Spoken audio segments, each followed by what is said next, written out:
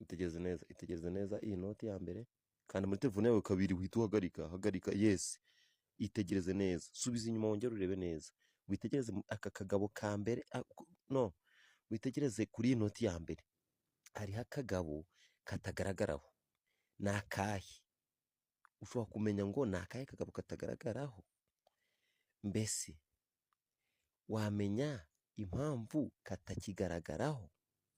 Wamenya niba baragafunze cyangwa mo kimwe baragakuriyeho impamvu runaka? Ese niba karafunzwe gafungiwe he?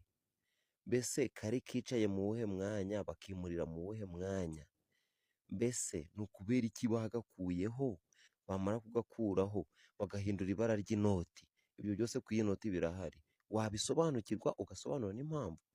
Niba udasobanukiwe rero, jya muri komenti unyandikire ngo ntabwo nsobanukiwe, ngusobanurire, cyangwa se wandike muti aka kagabo iki n'iki kazize iki, kagiye aha n'aha, impamvu katica mu mwanya wako bagahinduye bakicaza mu ndi n'iyi n'iyi, impamvu uriya wari wicaye hariya bamukuyeho bakamwimuriraho kari kicaye n'iyi n'iyi. Mbese nawe witegereze iyo noti, ukandemo hagati kabiri, uhita ubona agatima gasaye umutuku, uhita witegereza, noneho umpe like, umpe komenti, umpe sheya, ibintu byose mbese wuzuze, ndebe ko ndageza muri like miliyoni 100 nk'abandi ba Nigeria cyangwa n'abandi bantu, ndebe nshaka kureba ko ndabona like miliyoni.